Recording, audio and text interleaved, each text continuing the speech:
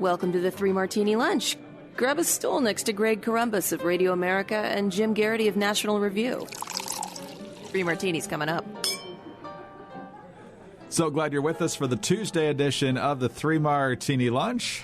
The impeachment process officially beginning, at least the trial phase in the U.S. Senate. We'll get to that a little bit later in the podcast. We have our regular assortment. No, we don't actually. We have good, and crazy martinis today. And Jim, let's start with the good one, which is a takeoff of yesterday's bad. Yesterday's bad was the media treatment of the demonstrators in Richmond on Monday for Lobby Day. Gun rights supporters coming out. They usually do on Lobby Day, but just in far bigger numbers this year because of the gun control agenda of the Virginia Democrats. We don't know exactly how many people were there. The mainstream media said it was about 15,000. I heard one spokesperson from the Virginia Citizens Defense League today saying it was between 50 and 100,000. So whatever it was, it's probably somewhere in the middle. We have one arrest, and that was for wearing a mask. And some folks actually looked at the social media sites of the person arrested, and it seems dubious that this person was really a defender of the Second Amendment. So, Jim, you've got Ralph Northam now saying, the governor, of course, we're thankful that today passed without incident. The team successfully de-escalated what could have been a volatile situation. I will continue to listen to the voices of Virginians and do everything in my power to keep our Commonwealth safe. There was nothing to de-escalate. Nobody caused any problems. The people were there protesting peacefully. I know a lot of SJWs got the vapors because people brought their weapons who stood outside the Capitol grounds there. But in the end, this was a beautiful display of people taking their voice to their legislators. The legislators probably aren't going to listen, but they even picked up all the trash. I mean, this is how conservative demonstrators act, and the media seems shocked and even possibly disappointed that there wasn't more chaos. Yeah, a lot to unpack here, Greg. First of all, this is pretty much a role model of how protest in the United States is supposed to work.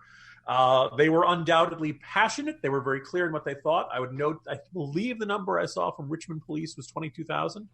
Which is quite a bit. If I were running a march and people asked me how many people were there, and the number was in the neighborhood of 22,000, I would not put 100,000 as that's the high end there. Again, 22,000 people in on a Monday morning, bitter cold.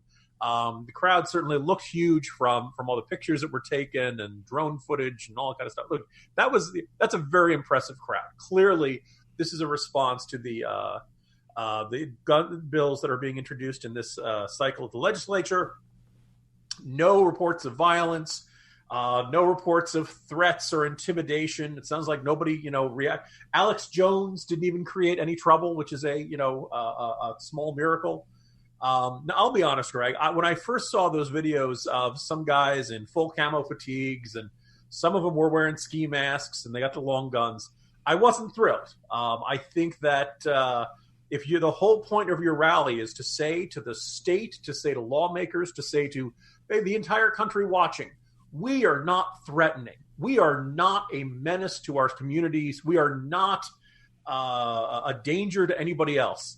I myself would leave the Hezbollah cosplay at home. That's not the way I would do it. But I would note that none of those guys who came there dressed like that caused any trouble. In fact, you probably saw footage and reports of them picking up their trash when they were done. So even though I didn't necessarily, think their attire was the most persuasive choice they could have made, they were all, law-abiding citizens who did what they were supposed to do. So kudos to them. On the one arrest for a mask, people might be saying, how can you arrest somebody for wearing a mask? Well, first of all, this goes back to the Ku Klux Klan. And that's why Virginia has that law on the books. Apparently, according to the Richmond Times-Dispatch, the protester who was done this, who, by the way, they didn't say they were affiliated with Antifa, but it basically looked like it was a strong possibility this person was on the other side of the gun rights movement, shall we say. The police officer had warned the person twice. This person was wearing a bandana that was covering their face. It was not a ski mask of people were necessarily wearing for heat, because there were a lot of people who were wearing those because, it was really, really for stunking cold that day. Obviously, the cops did not believe that many of those people who are wearing ski masks were necessarily wearing it to do so for any type of sinister or nefarious purposes. The woman in question was warned by the police twice, and the third time she didn't do it, they arrested her. For those saying, oh, my goodness, well, look, chance she was released on her own recognizance. She'll be facing a charge. And my guess, this is going to be, you pay a fine, everybody moves on with their lives, minimal harm, minimal foul. So there's, now that's the good news. There is bad news that the Democratic leaders in the state legislature said, well, we're glad nothing happened, but this hasn't changed our minds one iota. I would tell these people, you don't get 22,000 people out on a Monday morning when it's freezing unless people really care about this. And maybe all those 22,000 people only come from districts that have Republican lawmakers. Maybe those 22,000 people, I'm sure some of them were from out of state. I don't think enormous numbers of them were. Maybe Democrats have nothing to fear in the next state legislative elections if they pass these bills. But I don't know if I'd want to bet on that. Let's point out that those Democratic majorities in the state legislature are not big. So if there's any wavering Democratic state lawmaker, seeing 22,000 come to town and so adamantly insist that they're opposed to this, probably ought to make them think twice. I don't know if they will. And finally, turning on to our exceptionally wise and always honest governor, it is worth noting that the FBI said that there was credible information of some sort of potential violence at this. Northam didn't make this up out of whole cloth. I'll give him that kind of credit.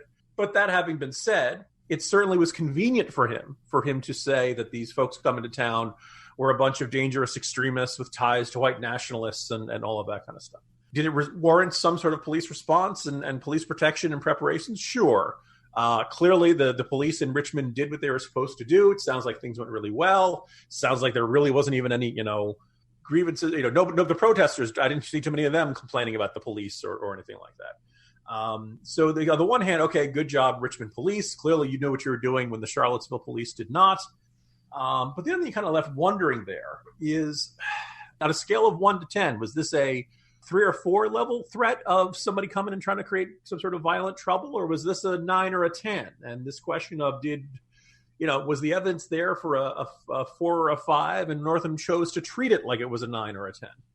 We're never going to know. I don't think you could say this was made up out of whole cloth. But again, very politically convenient for Ralph Northam. And we'd also kind of point out that this is why you don't do stuff like the blatant lying about the blackface, because this is a circumstance where the governor needs the people of the state to trust him.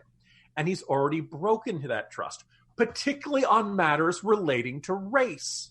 So, it's one of those situations where, look, we can all be happy with it, but a lot of people who attended that rally, who saw no indications of violence, who saw no indications of trouble was brewing. I'm seeing some people saying, during the tense protest, and people saying, no, it wasn't tense. It was almost festive. This was everybody there was, adamant about their beliefs and passionate, but everybody kind of felt invigorated. Nobody felt like they were like, we're going to, let's mess some stuff up. People are going to ask themselves, did the governor try to paint these groups as a dangerous mob of criminals when in fact there wasn't any evidence of that? My guess is that, they did arrest those guys, those two, that Canadian guy.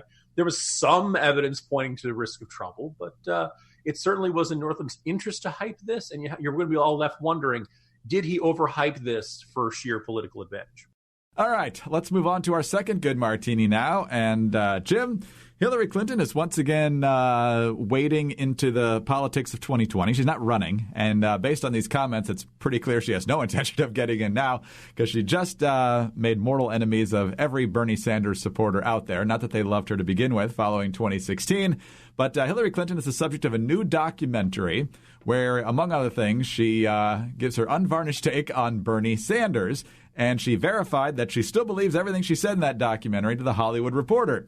Willie Geist on Morning Joe, MSNBC, giving us the tale of the tape here on what Hillary really thinks of Bernie. Hillary Clinton has some fiery words for her former 2016 Democratic opponent Bernie Sanders, saying, quote, "Nobody likes him." Clinton sat down with The Hollywood Reporter to talk about her new Hulu documentary series entitled Hillary, set to premiere at the Sundance Film Festival. The Hollywood Reporter noted that in the documentary, Clinton says that Sanders, quote, was in Congress for years. He had one senator support him. Nobody likes him. Nobody wants to work with him. He got nothing done. He was a career politician. It's all just baloney, she said, and I feel so bad that people got sucked into it. The Hollywood Reporter asked if that assessment still holds, to which Secretary Clinton replied, Yes, it does. When asked whether she would endorse Bernie Sanders if he becomes a Democratic nominee, she replied, I'm not going to go there yet. We're still in a very vigorous primary season. I will say, however, that it's not only him, it's the culture around him. It's his leadership team. It's his prominent supporters. It's his online Bernie bros and their relentless attacks on lots of his competitors, particularly the women. And I really hope people are paying attention to that, because it should be worrisome that he has permitted this culture. Not only permitted, he seems to really be very much supporting it. All right, Jim. So I'm already popping the popcorn for this. We know that Hillary's attacks on Tulsi Gabbard only meant good things for Tulsi Gabbard. I'm not sure what the impact will be here. What do you think? So you and I are currently taping a podcast, which is an auditory medium. If we were discussing this on Twitter, I would respond to you in GIF form, which is a visual medium. My GIF would be a finger pointing to a lie detector machine and declaring, "No lies detected." Now, look, listeners know we're not really big fans of Hillary Clinton.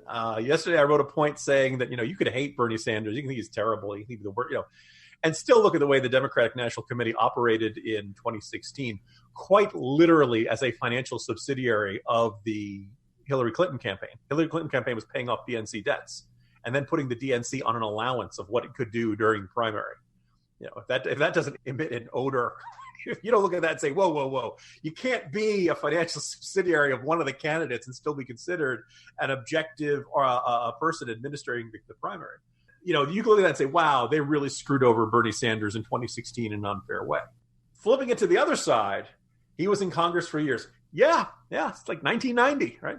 He had one senator support him. Correct. And that was Patrick Leahy, right? And, I don't know whether you'd say Patrick Leahy genuinely loves him and thinks he's the best guy who could have been president, or whether it's like, look, he's my home state senator.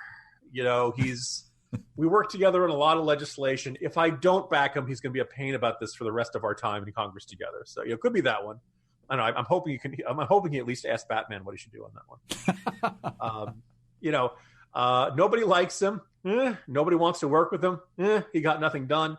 We've pointed out that very little of legislation Bernie Sanders ever introduced became law. Now, by the way, that's very, a lot of lawmakers don't have a lot of their bills not become law, right? The ones that do are usually, let's rename the local post office over this beloved former, local figure or something. But that having been said, correct. He has not been an influential guy on Capitol Hill, who everybody's asking, well, what does Bernie think? The whole nobody likes him thing. One of the things I observed earlier this week, because I saw the headline, former Vermont governor trashes Sanders. And I was like, Howard Dean's at it again. Yeah. But it wasn't Howard Dean. By the way, it's really kind of fascinating. Howard Dean and Bernie Sanders did not get along really that much at all. I mean, they're both Democrats. They work together a little bit here and there, but it did not take long to get much sense. But neither one of these guys likes the other, respects the other. Remember, Bernie Sanders was not a registered Democrat for almost up until right before the 2016 election. He was a socialist independent, and he would work with the Democrats if he felt like it, and he would criticize the Democrats if he felt like it. And I guess Howard Dean, that just struck him as being, generally a pain in the neck and not really useful to what he wanted to get done. Well, it wasn't Howard Dean in this story. It was Peter Shumlin, the following Democratic governor, who, by the way, tried to enact single payer in the state of Vermont, and it didn't work. Shumlin is, he's not a conservative Democrat. He's not a centrist. He's a Vermont progressive. And he can't stand Bernie Sanders. So there's an interesting question. Why do all these people who on paper should at the very least be on good terms with Bernie Sanders, why does he generate this fairly open hostility? And the Bernie bros would say, it's because he's real, because he's pure, it's because he's uncompromising, and those guys are all cushy Washington insiders, or I guess Burlington insiders? Montpelier? Montpelier's the capital. I just don't buy this idea that it's only because they find him such a threatening, principled figure. I think Bernie Sanders just rubs some people the wrong way. And, for all of his ideas that he wants to enact, all these sweeping pieces of legislation, all that stuff, I'm very fond of this comparison, so I'm going to make it again. Bernie Sanders wants to do what Lyndon Johnson did, but Lyndon Johnson spent like a good chunk of his life, like a quarter century, building up his relationships with other senators in the Senate. And that was how he got all that stuff passed for the Great Society.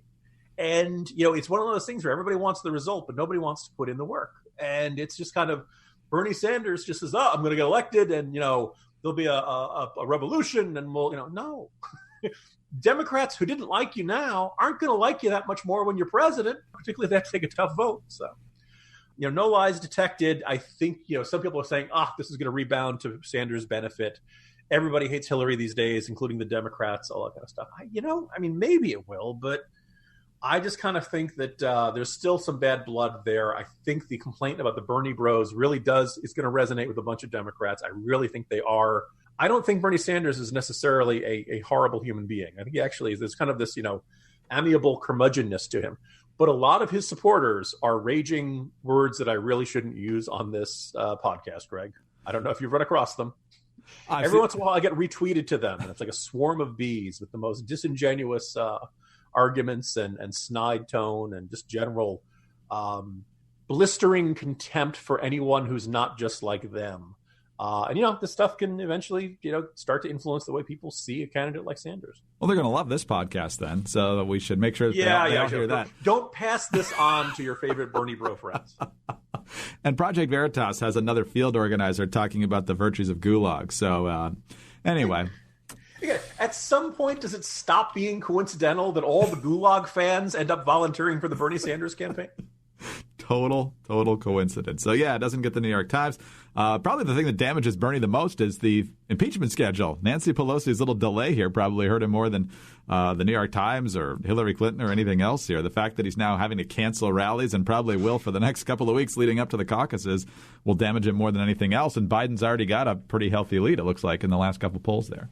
Yeah, there's one other thing I want to throw out here in the idea of how Hillary's reemergence, if she chooses to become kind of this de facto, she could advocate for Biden, she could advocate for anybody but Bernie, Look, there's still some bad blood from 2016. And I don't think you can say, Bernie cost Hillary Clinton the election. That having been said, a decent number of Bernie Sanders supporters ended up either voting for Trump, voting for Jill Stein, or staying home, and probably in sufficient numbers in states like Michigan and Pennsylvania and Wisconsin to think, maybe this could have turned out a little bit differently.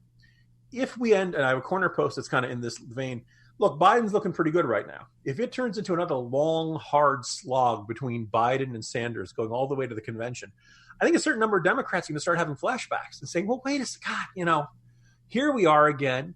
He's not a team player. He's never willing to put it aside. He drains the resources of the person who's going to be the nominee.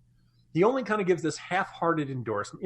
There's a bunch of people who are already kind of, the stage is set for them to really not like Bernie Sanders. I think he's got to tread kind of carefully as he heads out from here.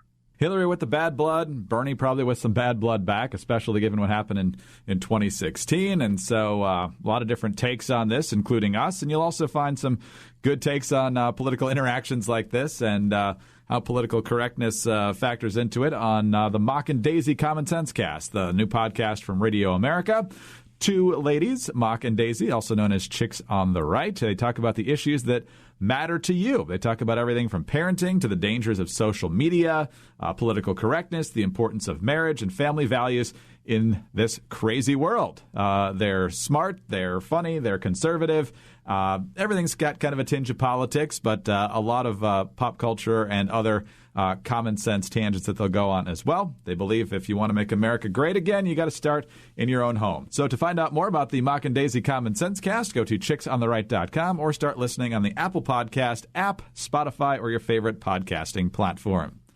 All right, Jim, I teased it at the beginning. I know everyone has just been waiting with bated breath.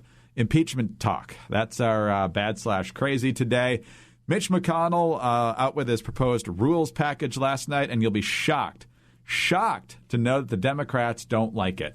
It was just not that long ago, it seems like, where the Democrats didn't care what the Republican minority in the House thought of their process, and now the Democrats are just weeping over the unfairness of the process in the Senate.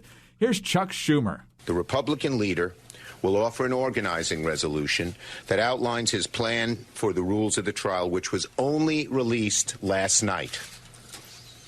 Amazingly, waited till the very end, and now we see why. It is completely partisan. It was kept secret until the eve of the trial. And now that it's finally been made public, It's obvious to see why Leader McConnell was keeping it so close to his vest.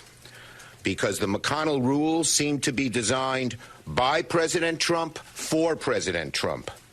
Jim, I only have to imagine that a public that's meh on impeachment overall has got to be absolutely transfixed on the rules fight. Yeah. I mean, this entire process, Democrats have kind of operated as if they've got some sort of circumstance where either Mitch McConnell or Republican senators as a whole are scared and desperate, and they feel like they're holding nitroglycerin, and they're afraid it's going to blow up in their faces. And as we saw that 3-week delay, and now through this, they really don't. I mean, I can summarize the Mitch McConnell rules plan in about 5 words. 5 words. I'm lapsing into McConnell a little early. Let's get this over with. It is the absolute fastest way it could do is you could have a vote on whether to remove by the end of January, and everybody might be thinking, oh my goodness, that's practically 10 days. Are you kidding me? That's that fast, and that would be significantly faster than the vote that was for Bill Clinton's impeachment. And by the way, I think you could make the argument that neither Bill Clinton's impeachment or in this impeachment are there really that many material disputes of fact. It's not like they were saying, oh, Trump didn't make the phone call. There might be a little questioning with the words, and is that transcript 100% accurate? But it's not like there's, everybody pretty much agrees what Trump did. The question is, do you consider it to be an abuse of power, and do you consider an abuse of power significant enough to remove the president for the first time in American history? Some people are going to say yes. Some people are going to say no. Unsurprisingly, it might come entirely down to party lines. I think everybody knows what they thought about this. I think they decided what they thought about this really after the first couple of news stories kind of laid out what had happened in the interactions with Ukraine. By and large, I think people decide, what you think of whether Trump should be impeached in 99.9% of cases lines up with what do you think of Trump as president to begin with. So the idea that this is going to suddenly say, oh, wait a second, they're not having witnesses. This is a travesty. That Bud Light commercial. It's a travesty. It's a sham. It's a mockery. It's a travesty mockery. I just don't think it's going to happen. You look at these polling numbers, and they by and large have been a steady line. There's been maybe like a 1 or 2% uptake since the House impeached Trump. Okay, good for you guys. I don't think that's not a significant number. There aren't that many Senate Republicans who are going to feel pressure on this. But if you do decide to go with witnesses, and it does become something akin to what the Clinton one was, that's going to run 6 weeks, which means you'll miss the Iowa caucuses and you'll miss the New Hampshire primaries, and conceivably it could even go past. You'd go past Nevada, you'd go past South Carolina. This could conceivably go to Super Tuesday if everybody really gets into it. All right, we want to call all the witnesses that we can think of that would be relevant to this. I don't think Bernie Sanders wants that. I don't think Elizabeth Warren wants that. I don't think Amy Klobuchar wants that. This idea of let's do this fast and get this done by the end of January, I think there are a couple of Democrats who might not mind that. We'll see how it shakes out, but I have this sneaking suspicion that there are some Democrats who wouldn't mind getting this done, because in the end, this probably isn't going to be the thing that decides the 2020 presidential election. And the 2020 presidential election is the only way that Donald Trump stops being president.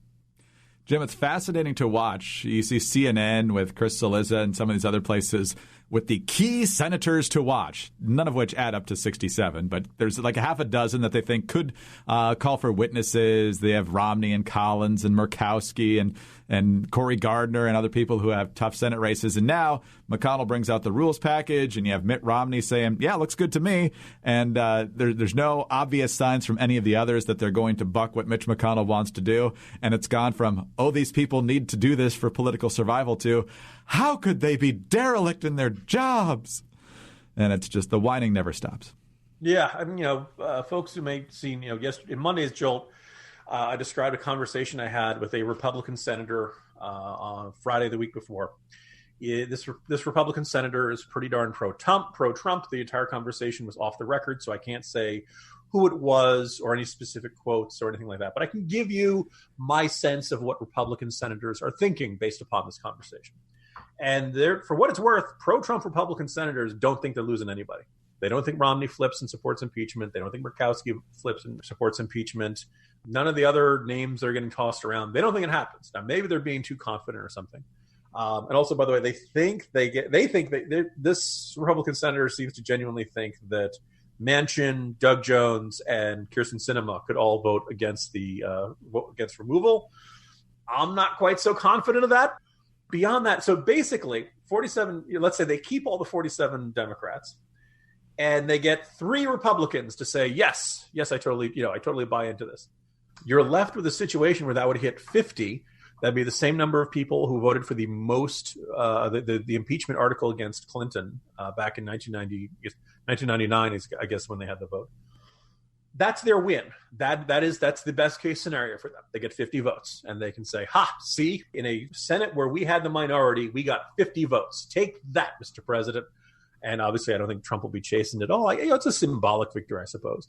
If it's party line, they get 47. And if they lose 1 or 2, or maybe even 3, maybe they don't even get, the lowest they could get is like 44.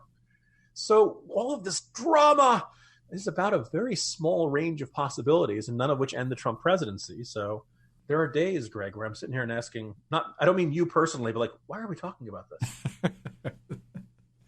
Helping to put it in perspective for all the hyperventilators out there. So, Jim, enjoy the rules fight today. I'm sure that'll be riveting, and see you tomorrow. See you tomorrow, Greg. Jim Garrity, National Review. I'm Greg Corombos, Radio America. Thank you so much for being with us today. Please subscribe to the podcast. Leave us a great review. We always love to see those. And please join us on Wednesday for the next 3 Martini Lunch.